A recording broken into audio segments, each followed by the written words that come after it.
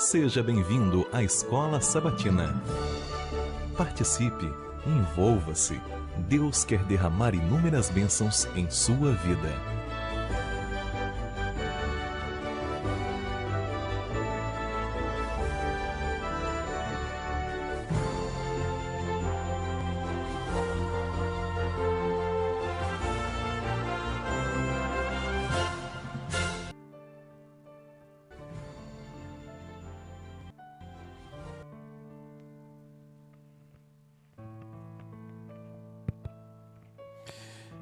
Bom dia, povo de Deus, bom dia, seja muito bem-vindo ao canal da Igreja de Ponta Negra. Se sinta à vontade para deixar o seu like, para compartilhar, né, com os vizinhos, com os amigos, até mesmo para guardar e revisar a nossa lição de segunda e terça-feira que nós vamos revisar hoje. Mas antes eu convido você para a gente fazer uma breve oração, para que Deus permita, né, a gente estar em sua presença, em nome de Jesus. Então, vamos orar para que Deus nos ajude. Santo Deus, eterno e maravilhoso Pai, mais uma vez, Senhor, te agradecemos pelo dia, pela vida e a saúde que nos concede. Nesse momento eu te peço que o Senhor vá de encontro aos corações atribulados, cansados, sobrecarregados, mas que o Senhor esteja no controle de tudo. Por favor, Senhor, nos ajude a entender o teu querer e a tua vontade nessa manhã. É isso que te pedimos e desejamos em nome de Jesus. Amém. Então não deixe de deixar seu like e também peço para que você deixe seu pedido de oração, que a gente no finalzinho, né, a gente vamos orar para que Deus faça segundo a sua vontade e seu querer. É isso que eu peço, desde já agradeço já a todos, em nome de Jesus. Eu quero agradecer a Deus, né, pela vida, pela saúde, por tudo que o Senhor tem feito em minha vida, né, pelo meu trabalho, pela minha família, né? O GG acabou de chegar, então que Deus esteja no controle desse trabalho aqui, né? Trabalho para muitos pode parecer simples, mas para a gente é meio corrido, é estressante, mas é para Deus. Então, quando é para Deus, a gente tem que dar o nosso melhor, né? Então, que vocês possam orar pelo nosso pastor, pela sua família, orar pelo nosso trabalho aqui também, né? Por cada um de nós, que a gente possamos orar um pelos outros. Esse é meu agradecimento, meu pedido em nome de Jesus. Amém.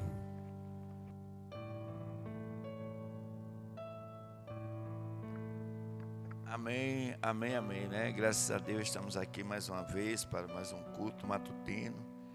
Que tudo seja para a honra e glória de Deus. Quero agradecer pelo trabalho missionário. Eu fiz alguns pedidos para ver se as pessoas conseguiam um livro para mim. E parece que a Rosângela conseguiu. Então eu vou agradecer a Deus, né? Porque ela conseguiu e eu, a outra semana, não saí para trabalhar, que estava sem os livros. Mas se Deus quiser, essa semana eu irei sair. Não foi por falta de empenho, mas por falta de não ter chegado o livro na minha mão. Então eu até pedi né, a pastores na missão para ver se eles conseguem algum livro, mas se eu não conseguir livro eu vou sair com os folhetos. O importante é que eu saia para pregar a palavra de Deus nos ônibus. Isso é um compromisso que eu assumi, se Deus quiser vai dar certo.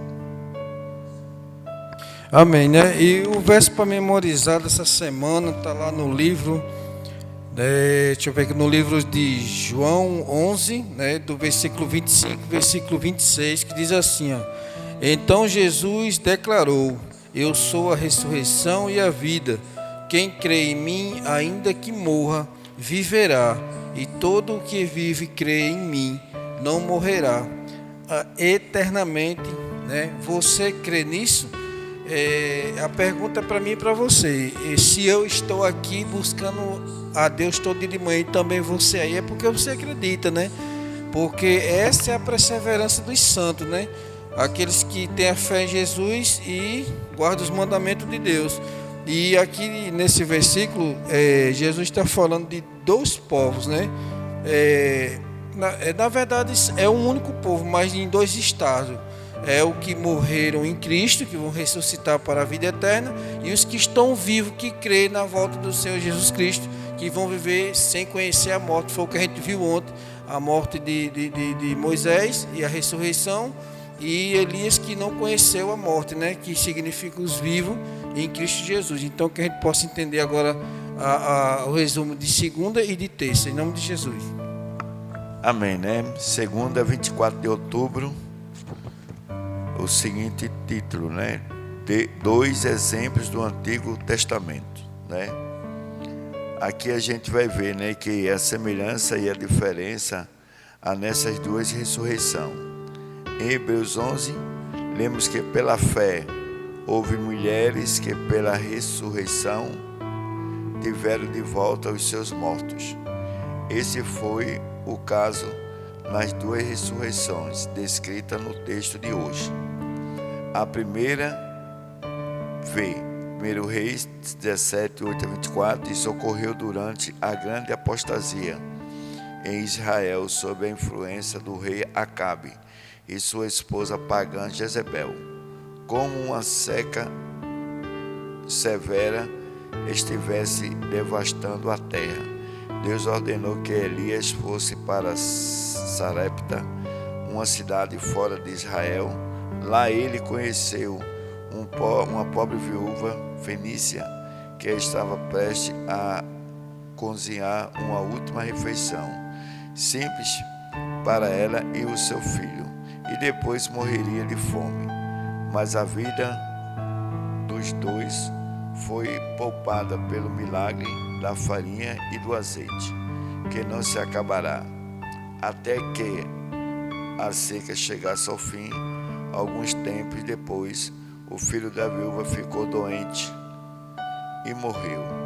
Em desespero, a mãe implorou a Elias, que clamou ao Senhor. O Senhor atendeu a voz de Elias, a vida foi restituída ao menino e ele reviveu.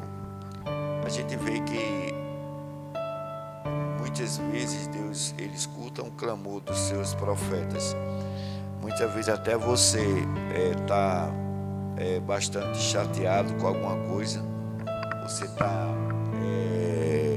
desanimado de alguma ação, mas aí Deus está ali, ó, ao seu lado, dizendo: vou te restaurar, vou fazer aquilo que tu me pede, se for mediante o quê? A vontade de Deus. Deus deu a ressurreição àquele menino, daquela mulher. Então ela viu que no nome de Deus tem poder. Sempre quando Deus fazia algum milagre, Jesus fazia para glorificar o nome de quem? O nome de Deus. A morte de Jezebel foi pronunciada pelo profeta, disse que os cães irão te comer viva. Veja, foi a profecia através da boca de um profeta dizendo como é que ela ia morrer, porque ela era uma pessoa muito má, né? E o rei Acabe, mesmo sendo um rei que devia fazer as coisas para Deus, ele não fazia, entendeu? E era influenciado e tenebroso pela mulher. Aquela mulher, ela dava um amedrontamento tão grande ao povo, tão grande, que até Elias enfrentou 550 profetas. Mas, no entanto, Elias teve medo de enfrentar Jezabel, uma mulher só. Daí ele se escondeu, foi para a caverna se esconder, e Deus disse: Elias, o que é que está fazendo aí, Elias? Sai daí, homem, né? Então, quer dizer, são coisas, são fatos que acontecem, a gente vai e vê, né, o testemunho do que aconteceu. Então, a gente vê que mesmo as dificuldades, Deus está sempre disposto a fazer aquilo que a gente menos espera. Então não é diferente hoje, nem vai ser agora e nem vai ser amanhã, porque Deus é amor e Deus é poder. É verdade, né? E a segunda ressurreição ocorreu em Sunem, uma pequena vila ao sul do monte de Giboa, né? Eliseu havia ajudado uma viúva pobre a pagar suas dívidas por meio de milagre do azeite nas vasilhas. Mais tarde, em Sunem, ele conheceu uma mulher rica que não tinha filhos. O profeta lhe disse que ela teria um filho, e aconteceu como previsto. A criança cresceu, era saudável, mas um dia adoeceu e morreu. A mulher sunamita foi ao Monte Carmelo e pediu a Eliseu que a acompanhasse para ver seu filho. Eliseu orou com persistência ao Senhor e finalmente a criança viveu outra vez. A gente estamos vendo aqui um paralelo de duas histórias de pessoas que temente a Deus, né? Pessoas que estavam passando dificuldade como nós passamos hoje. Isso me alegra meu coração quando eu vejo esses testemunhos aqui bíblicos. Eu fico dizendo: Senhor, tem misericórdia de mim, porque veja que a primeira mulher, ela estava fazendo a sua última refeição, ia se alimentar e agora ia esperar a morte, mas Deus estava vendo. Isso reflete o quê? Que muitas vezes você sem força nenhuma para fazer um pedido para Deus, seu último pedido, mas Deus está ali para livrar você da morte. E a gente viu ali a obediência, porque muitas vezes nós estamos passando pelo vale da sombra da morte, mas mesmo assim Deus ainda te coloca a prova. Para ela receber aquela bênção, ela teve primeiro que escutar a voz de Deus, né? Alimentar o profeta de Deus e em seguida se alimentar. E assim ela fez. Da mesma forma foi o que aconteceu com Eliseu, né? Do mesmo jeito ele fez o milagre do azeite nas vasilhas. E agora, por que essa mulher recebeu essa bênção, né? Essa mulher, ela começou a se preocupar com o profeta de Deus, ainda mais num momento muito difícil que Eliseu estava sendo perseguido, né? E ela, toda vez que o profeta passava por ela disse: não, vou ter que fazer alguma coisa, eu tenho dinheiro, então vou ter que fazer alguma coisa. Aí conversou com seu esposo, fizeram um quartinho lá, né?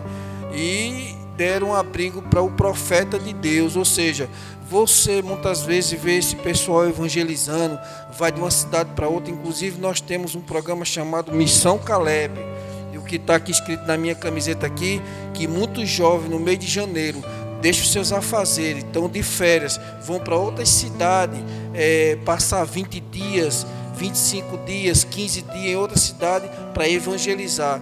E aí vão encontrar verdadeiras tsunamitas apoiando o projeto, dando água, alimentação, fazendo alguma coisa. A diferença no meio desse povo. Então Deus está lá de cima só observando. E quando o profeta disse assim: o que tu estás precisando? Eu sei que tu tem tudo, mas alguma coisa você vai precisar, ou você precisa. Ela olhou para um lado, olhou para o outro e disse: um filho que eu não tenho. Eu disse assim: pois ainda esse ano você vai ter seu filho. E ela disse: não brinque com isso, porque é uma coisa séria. Ele disse: vai ter. E assim aconteceu. E semelhante ao que aconteceu a primeira viúva, aconteceu com a segunda. Seu filho morreu.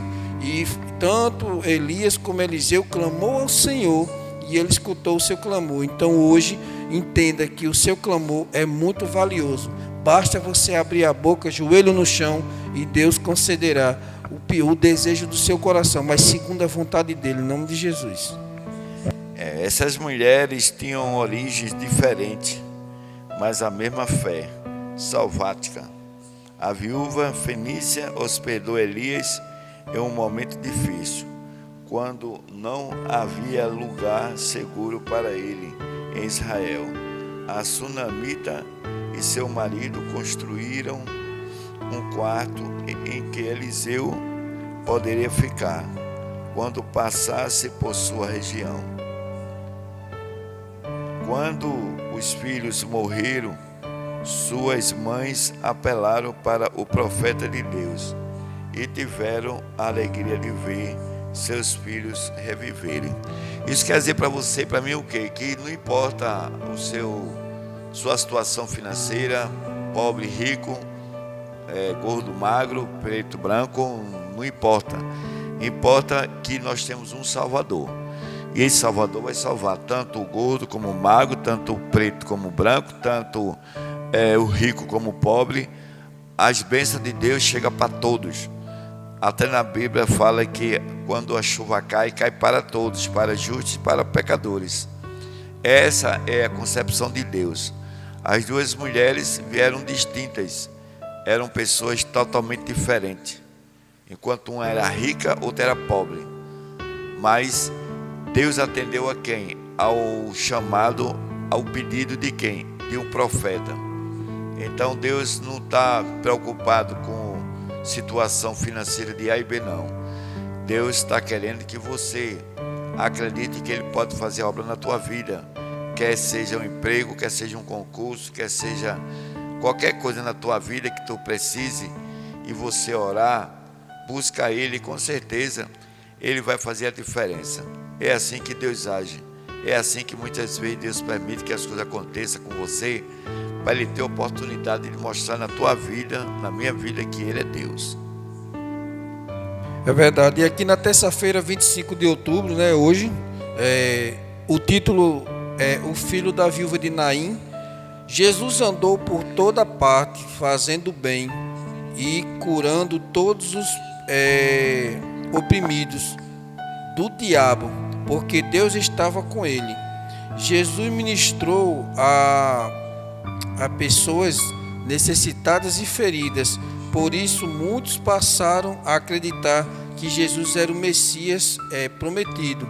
Havia uma aldeia inteira onde não existia mais nenhuma casa em que só ouvisse lamentos de enfermos, porque Jesus por elas havia passado.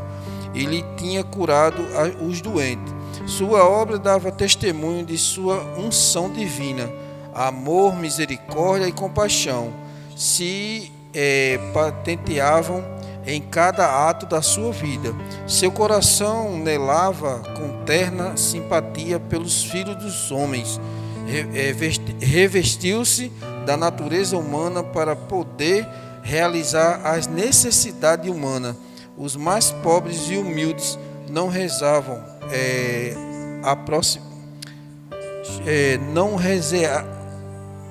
não receavam aproximar-se dele.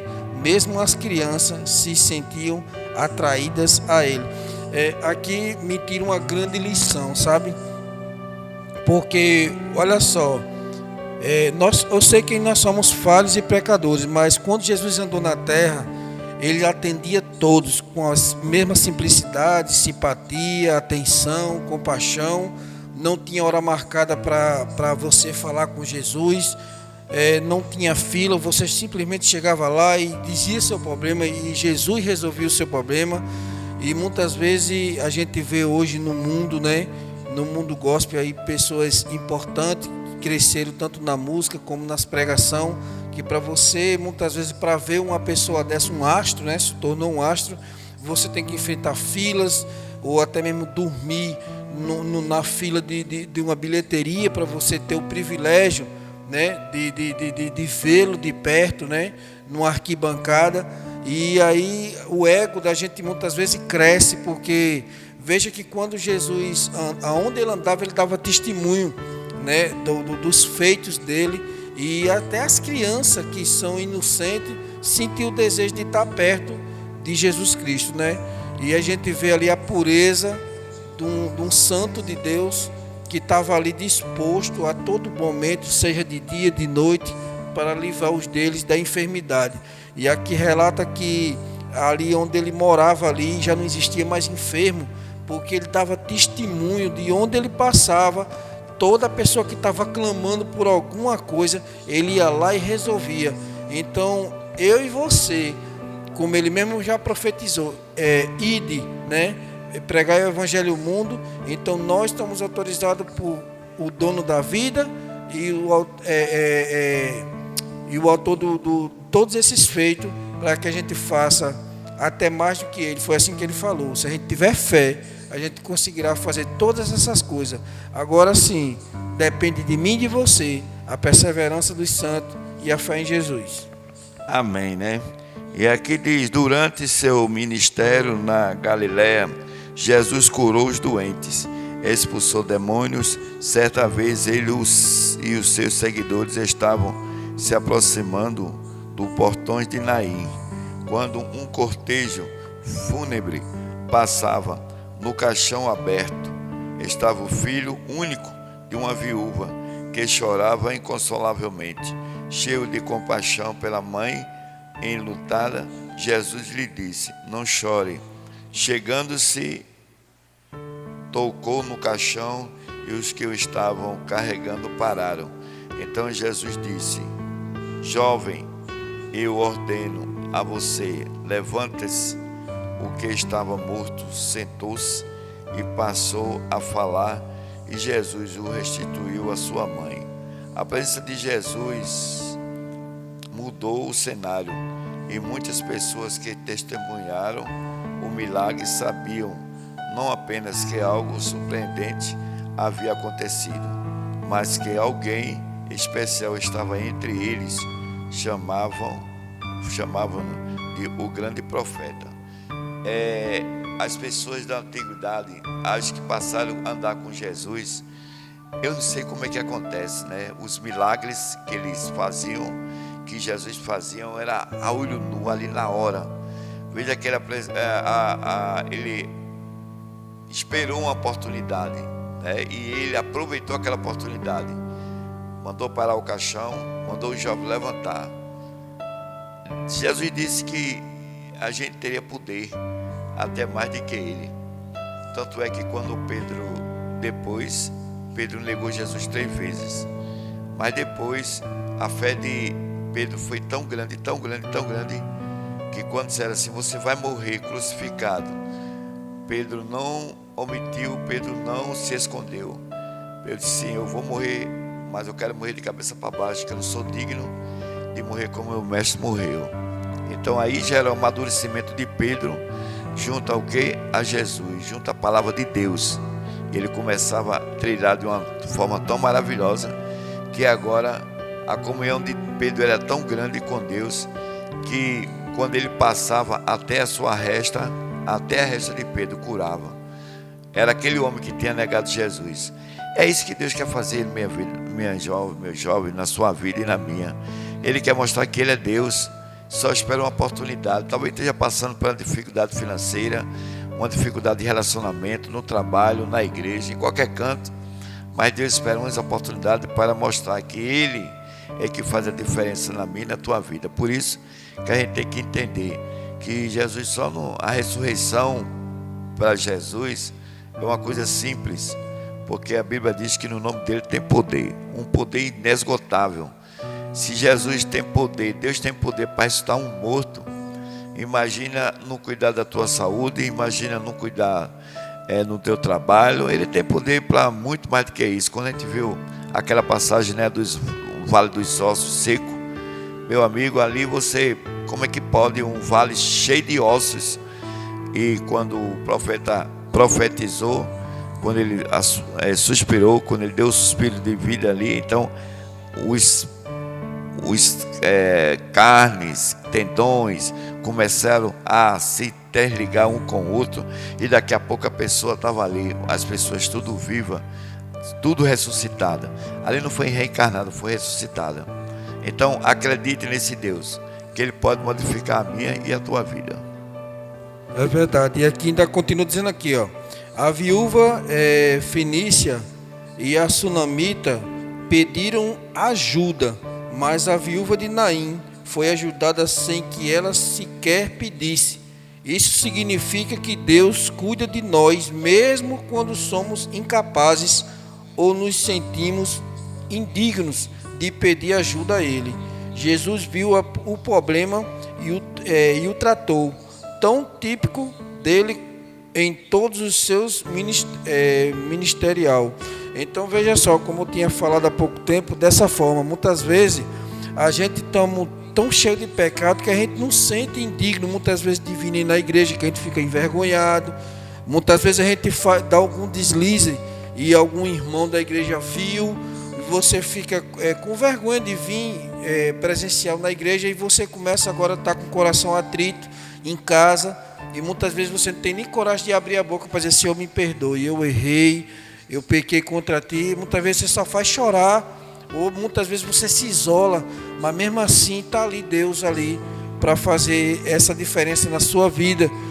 Mas Ele sabe qual é o melhor para a gente, e muitas vezes a gente, por inocência ou até mesmo por falta de conhecimento, ele diz assim: eu tenho muita sorte. Não é sorte não, meu irmão, sempre foi Deus que está no controle das nossas vidas. E se Ele está no controle das nossas vidas, muitas vezes sem a gente pedir, imagine só a gente buscando a presença dEle da forma que nós estamos fazendo aqui agora. Imagine só a preciosidade, como Ele diz assim: eu amo aquele que me busca de manhã cedo. Então nós estamos fazendo um requisito, né, que Deus nos pede.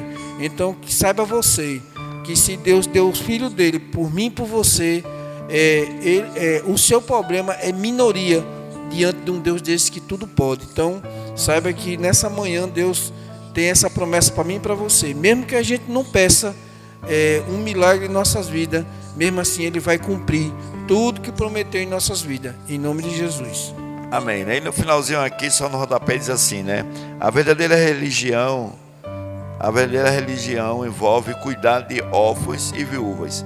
Embora não possamos fazer milagres, o que podemos fazer para ministrar os que sofrem? Você pode ajudar sim, você pode ajudar com um ato de solidariedade, de uma oração, uma roupa, qualquer coisa que você possa ajudar as pessoas. Eu estou trabalhando com um rapaz na minha barraca e ele não tem onde dormir, não tem onde ficar. Ele disse, eu vou ficar aqui dormir na barraca mesmo.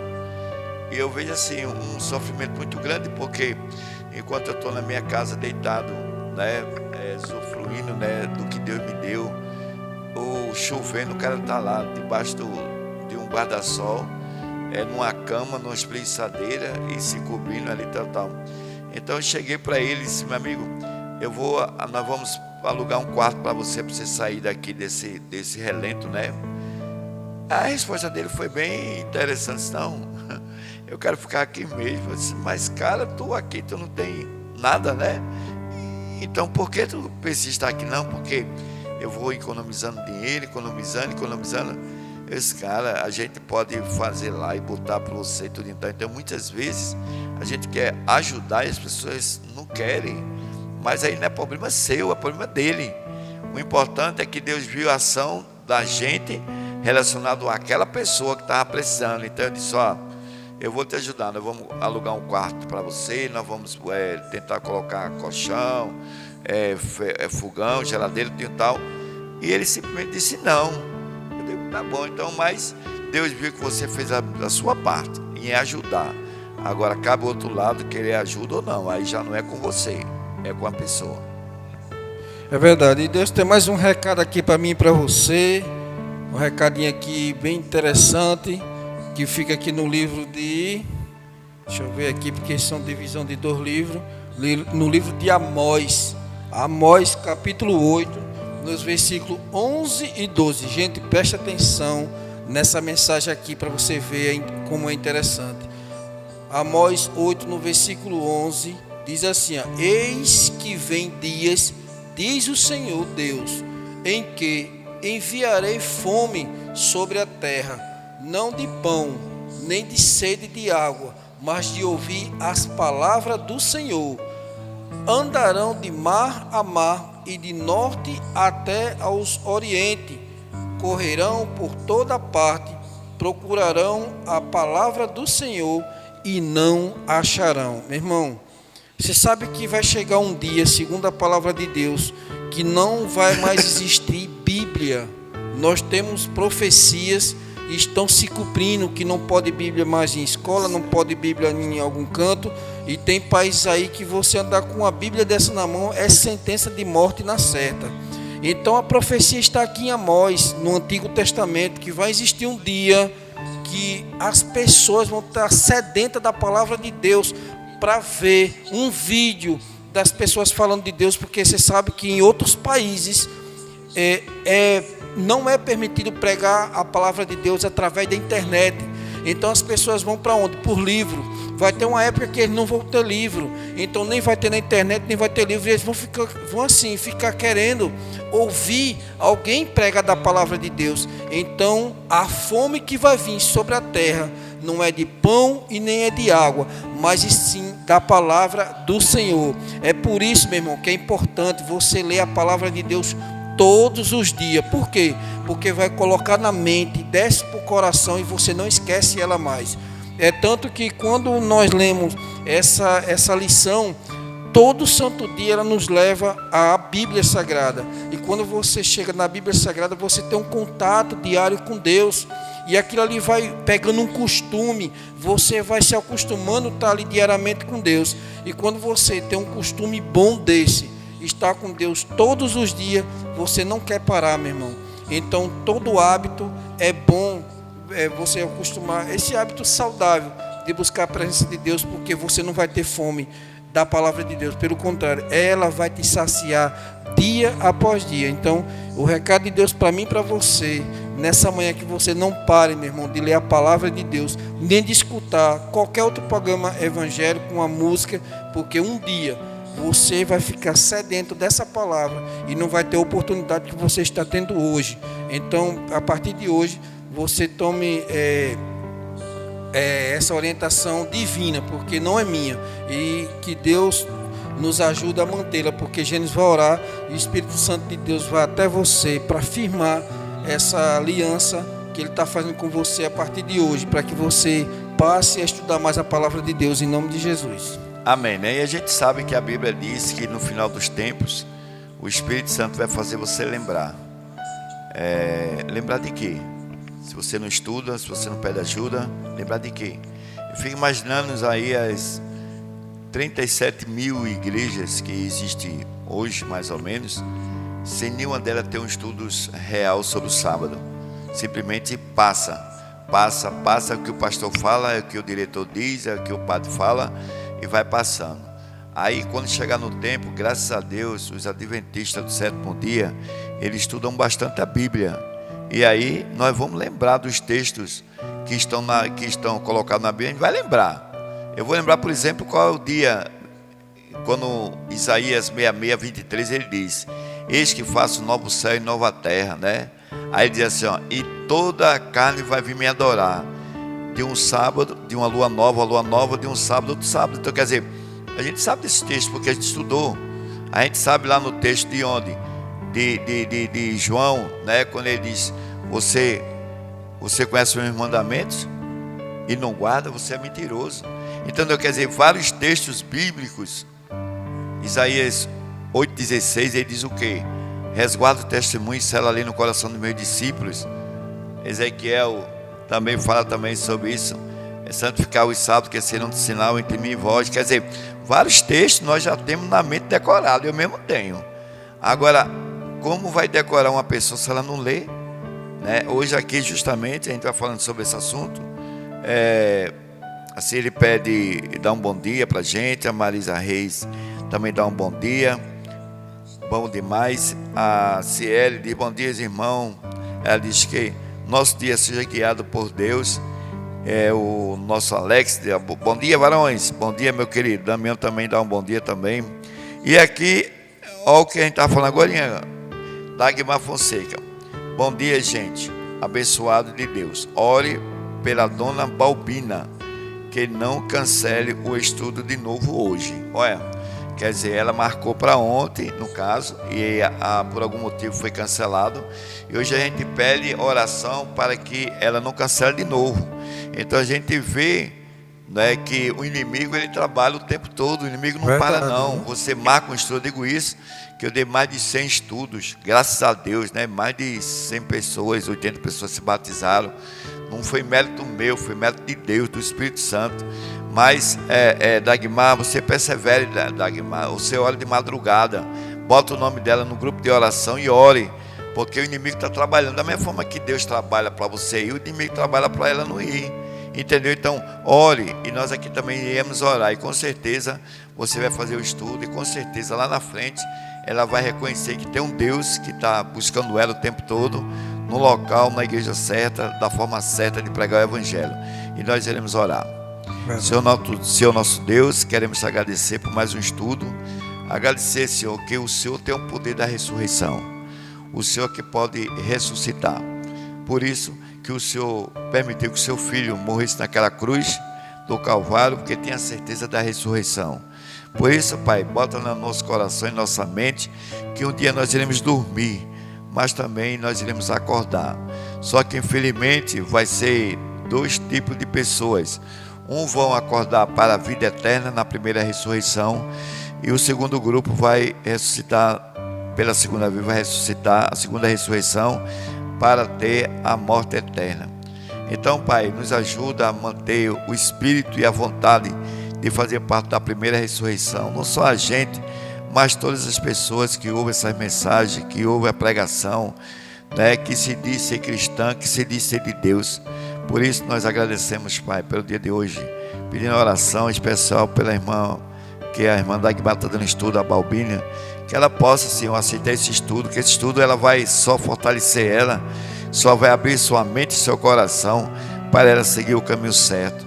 Verdades serão ditas que ela nunca ouviu, por isso que nós somos gratos e oramos por ela e temos certeza que ela vai aceitar, para que a irmã Dagmar dê o estudo, para que o nome de Deus, só o nome de Deus seja glorificado.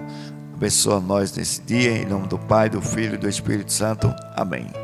Até amanhã, Amém, se Deus até quiser. amanhã, em nome de Jesus. Que Deus nos abençoe nesse dia. E Dagmar, você liga para amanhã testemunho para saber se ela foi para o estudo ou não, mas nós estaremos orando, se Deus quiser vai dar certo.